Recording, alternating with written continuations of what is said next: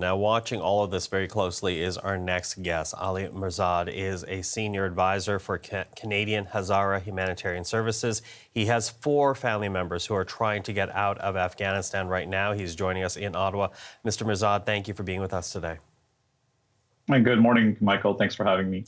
Listen, I want to begin with your thoughts right now. NATO forces are out of Afghanistan. The air bridge is now closed. What are you feeling? How are you feeling this morning? I think we're all feeling a sense of desperation, Michael, hopelessness, because, as you said, everything is closed. The airport has been taken by Kabul, by the Taliban. And as Susan pointed out, Pakistan is not very open to the idea of receiving that refugee influx inland through their border. And the scenes that we've seen at the airport over and over on our television screen for the last few weeks, that's the scene that's currently happening at the border of Pakistan and Afghanistan, specifically the border through Kandahar called Spin Boldak. And it's just total mayhem. People stepping over each other. There's no U.S. soldier. There's no foreign troops to control the crowd. It's just total chaos. And people are being beaten. My relatives have been beaten by the border patrol or border guards of the Pakistani. It's just total disorder. And then they got to the point that they closed the border for 4 days. So people are basically, the border, if just to picture it, it's just a desert and it's just a gate. So there's no water, no supply. Canada has said that they would save people that would go to a third country because the program of Canada was focused on those who work with Canada and those that flee the country and manage to flee.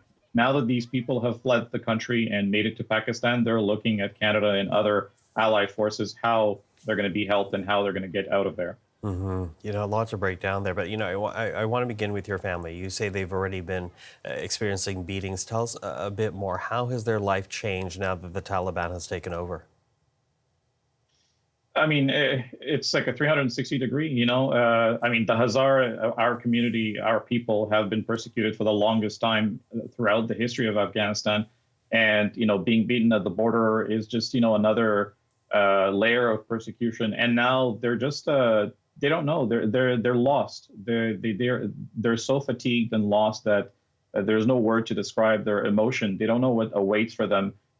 So my family, part of my family, made it the other way, the other side of the border. But my uncle and his son were stuck on this side of the border. So you're basically separated from your loved ones. And my uncle took a really bad beating. So they had to take him on the Afghan side of the border to a local medical clinic that could be found so that he could have medical treatment.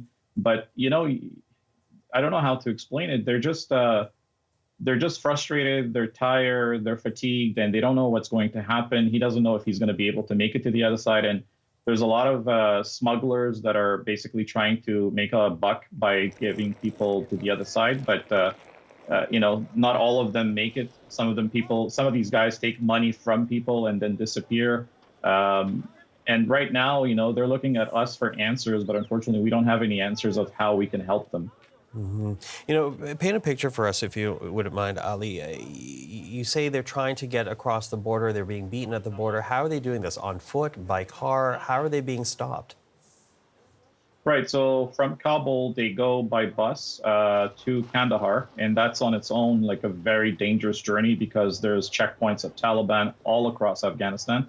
And people were daring that journey just before Taliban took the airport. At some points, in some cases, they were being stopped and some people were being taken off of buses. Taliban were harassing people and, arresting people. But nonetheless, people have no choice. So that's the journey they have to make. And once they arrive to Kandahar, then they have to go by foot. It's about an hour or two all the way to the border. Once they get to the border, they are basically confronted with that scene similar to the airport. And at that point, you have to make your way through the sea of people to the doors. And, the border guards, if he's having a good day or not, he's going to let you through. And if not, then you're kind of stuck on this side. And if you insist, well, that's when you take a beating. So concern for many people in Afghanistan, certainly a concern for the women of Afghanistan, and add to that the persecution that the Hazara community undergoes under the hands of the Taliban. So what would you like Canada to do? How might they be able to help the process right now? Well, we would like to see Canada clarifying what exactly are their intention. When Canada announced the program of the 20,000 resettlement, it was very clear as the weeks passed that the program was really focused on those who work with Canada and that made it somehow to the airport, and those who fled the country. I mean, this is what they're saying on their website. So at this point, the airport is closed, the embassies are closed, people have fled, those who managed to flee the country. So what is going to be the plan for Canada right now, as of this moment, and as of the latest communication that people are getting through the automated emails from IRCC or CIC Immigration?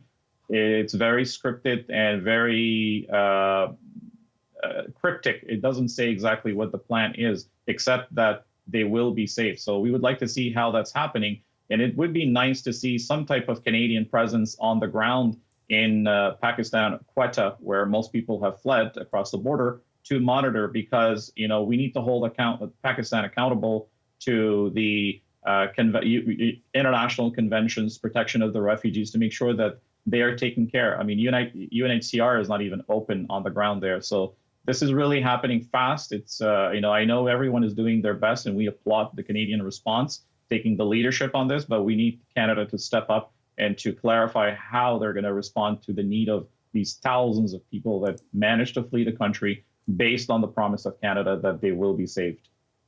Ali Mirzad, thank you. Thank you very much for having me.